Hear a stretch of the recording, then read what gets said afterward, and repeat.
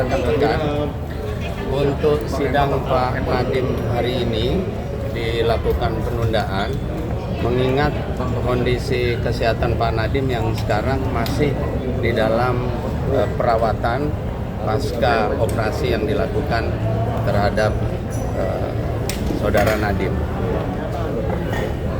Nah, di dalam persidangan ini juga kami tadi sudah menyampaikan agar pelaksanaan sidang tentunya memperhatikan kondisi kesehatan Pak Nadiem. Jadi tidak bisa kemudian sidang dipaksakan dalam hal kondisi Pak Nadiem masih belum pulih kesehatannya. Yang pertama dan yang kedua, mengingat perkara ini merupakan perkara yang terpisah antara perkara Pak Nadiem dan perkara yang lainnya. Oleh karenanya agar tidak merugikan kepentingan terdakwa karena masing-masing memiliki hubungan satu dengan yang lain, maka persidangan untuk Pak Nadiem khususnya kita mintakan untuk dilaksanakan secara terpisah dengan perkara yang lain.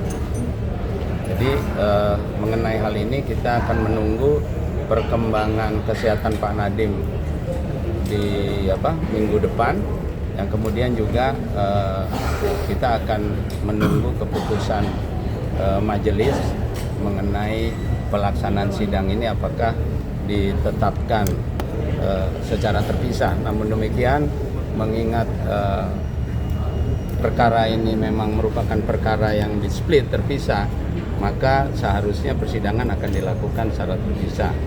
Nah, kemudian juga berkaitan dengan kelengkapan berkas perkara, ada beberapa komentar dari kami menyoroti kelengkapan berkas perkara agar persidangan ini dapat dilakukan juga dengan memperhatikan hak-hak dan kepentingan terdakwa. Pak Ari dipersilakan untuk menjelaskan. Ya, baik, terima kasih rekan sekalian. Jadi surat dakwaan sudah kami terima, tapi setelah kami pelajarin memang dikatakan lengkap itu belum lengkap karena memang di sana pertama daftar alat buktinya tidak ada, sehingga kami tidak tahu apakah rekan-rekan jaksa penuntut umum memiliki alat bukti apa saja. Ini kan juga penting buat kita karena untuk kita melakukan eksepsi dan pembelaan. Itu yang pertama. Lalu yang kedua, ada hal yang paling krusial adalah tentang audit BPKP, LHP-nya. Karena itulah dijadikan dasar untuk menentukan suatu tindak pidana korupsi tentang kerugian negara. Nah, kami mendapatkan berkas belum dilengkapi audit BPKP. Harapan kami tadi minta tolong ke majelis hakim dan langsung ditanggapi oleh jaksa penuntut umum dengan baik, bahwa mereka akan menyerahkan itu setelah membacakan dakwaan.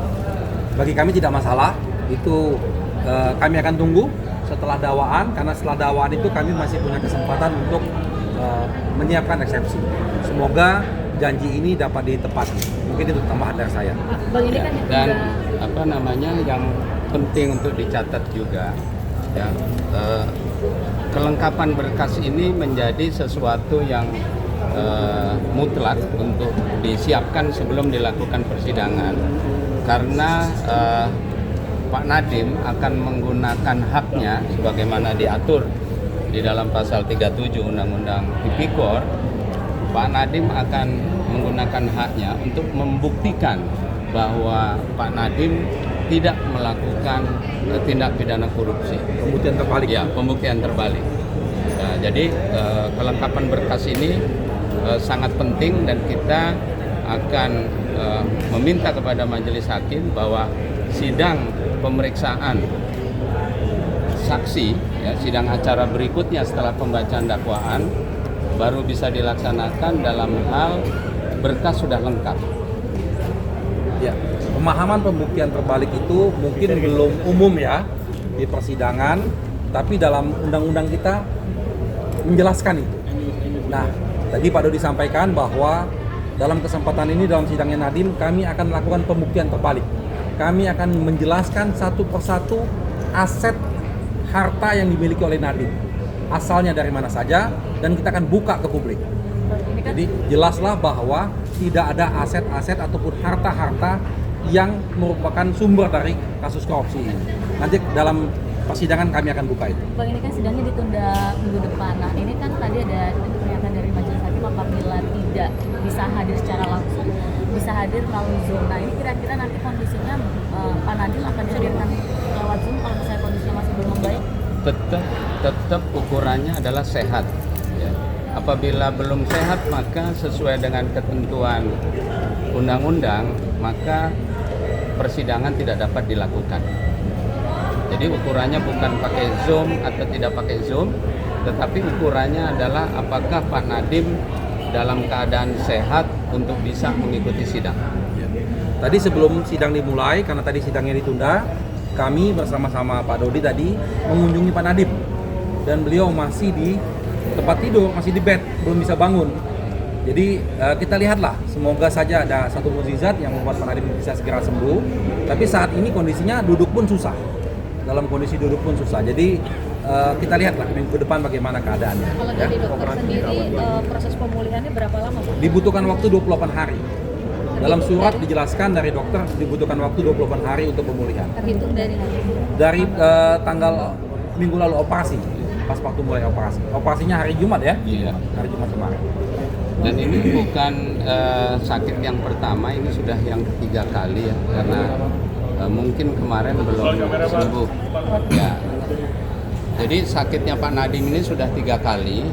Mungkin dari yang pertama itu belum sembuh total, sudah sudah dipulangkan ya dari rumah sakit, sehingga dia menjadi kambuh berulang atau menjadi membutuhkan tindakan medis lanjutan.